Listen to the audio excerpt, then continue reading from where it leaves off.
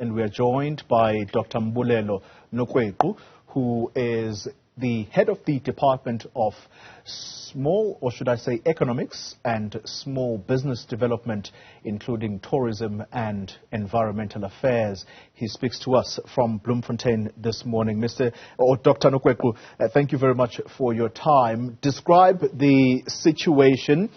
I assume that you are very familiar with the situation in Jagersfontein. What have you seen thus far? No, good morning, Kole, and the viewers.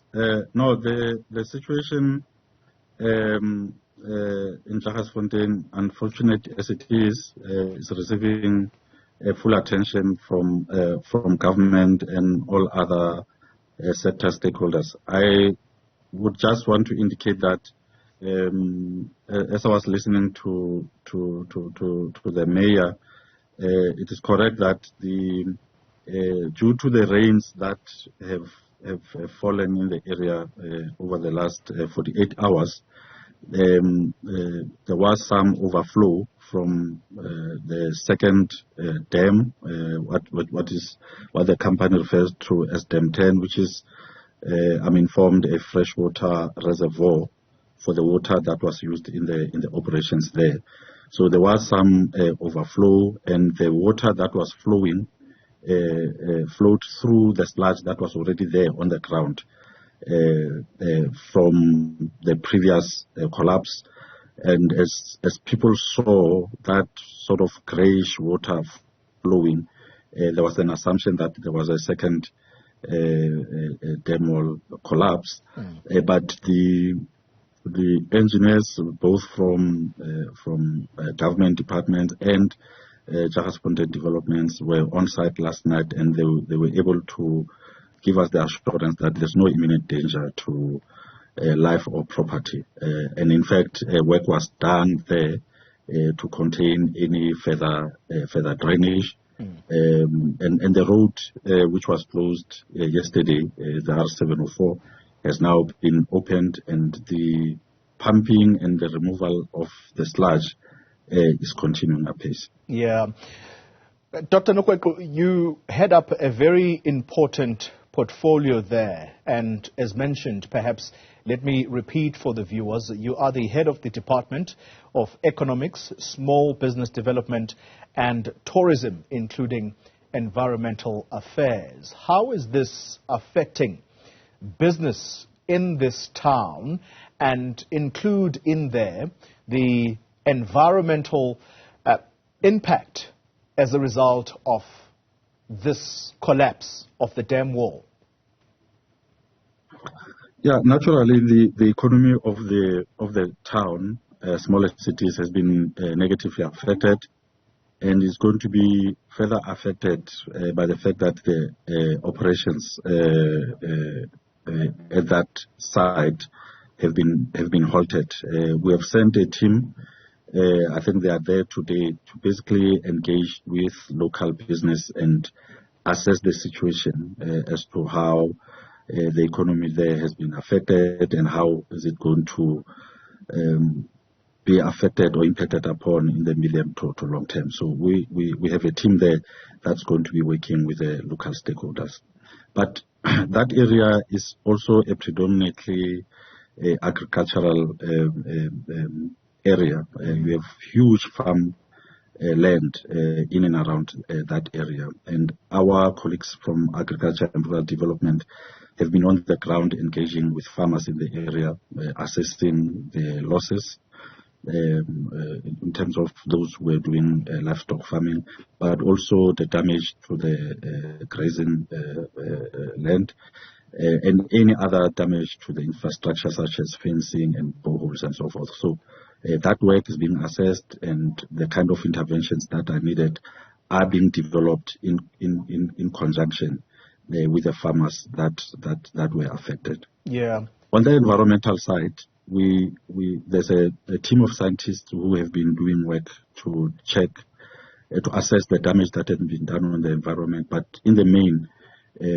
if you look at the path of the sludge as it was flowing, it followed the river courses So most of the sludge is in those rivers there, and the rehabilitation measures are being developed.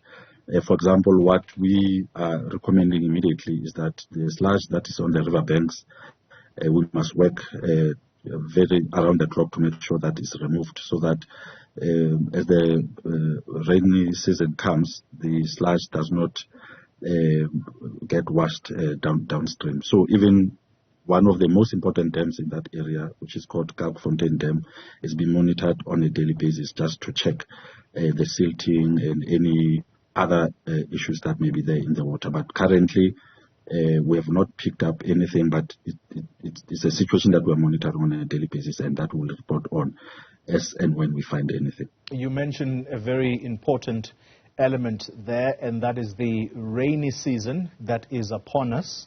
You've mentioned that much of the business that takes place there is farming, and so farmers are probably panicked at this time.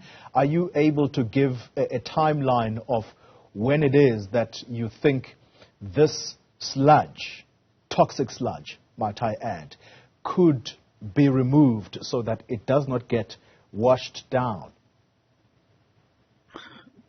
As I said, Tole, the work has already started. There's a team that is working there just to make sure that people are able to get back to their residences. But that team will continue to ensure that, as indicated, the sludge on the riverbanks is removed.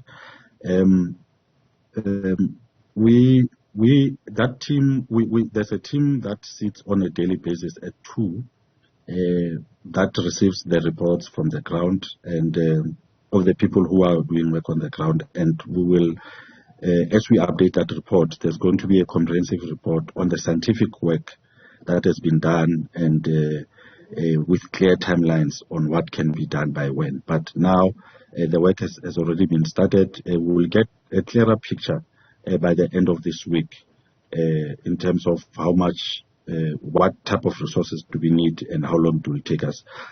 But let me hasten to say that we are not waiting for that, because the resources that we have there on the ground are already being used to the maximum to make sure that the environmental impact is minimized to the extent possible. All right.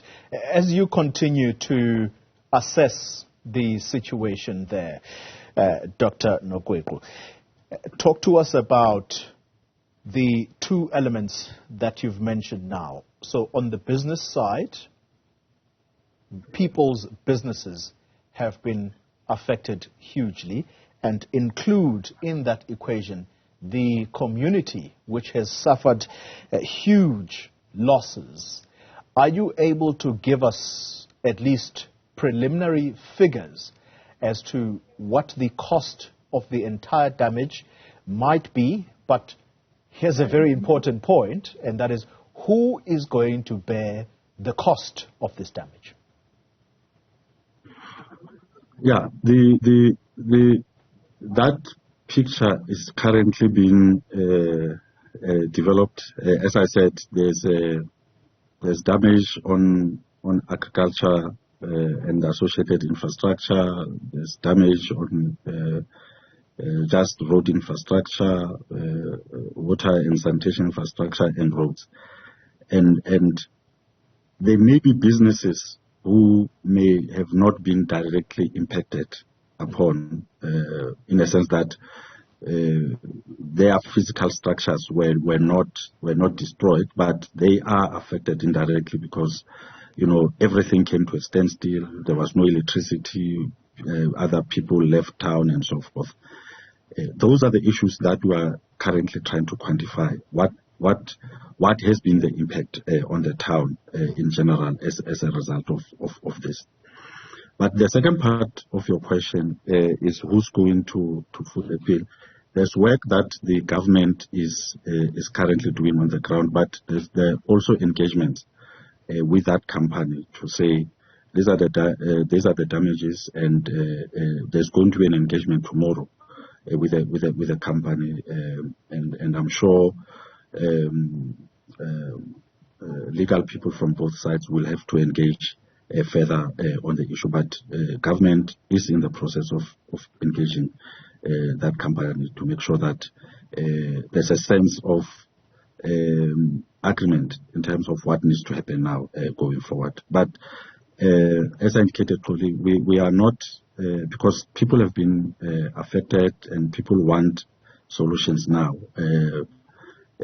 People will not be able to wait for those discussions to reach their logical conclusions, which is why on its own government has already started with certain interventions so that the situation is normalized as soon as possible in the area, whilst these engagements are happening on the other side. Dr. Nokwequ, it is important that the name of this company is known to the South African public.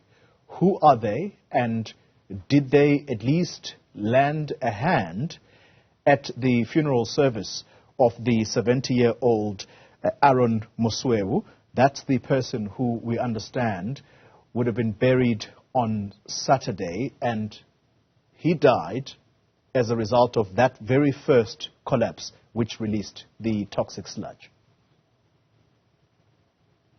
Yeah, the name of the company is Jagersfontein Developments Pty Ltd. I think there's no problem in mentioning their name because they have issued some statements on their own.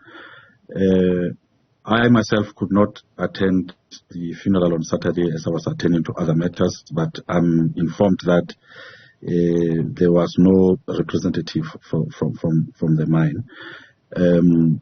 Allow me truly to say this, that these are part of a package of issues that are going to be raised at high level, at the highest level between government and that company in the meeting that is planned for tomorrow. So I don't want to contaminate that space, but it's some of the issues that issue and many other issues that we have in the basket that we want to raise at that meeting tomorrow. All right, Dr. Mbulelo. Which is a follow-up to a meeting, to other meetings that we have already had. But I think tomorrow's meeting, especially in that there are specific issues that we want to raise there. All right, let's leave it there. Dr. Mbulelo Nokwequ is the head of department in the Economics, Small Business Development, Tourism and Environmental Affairs in the Free State.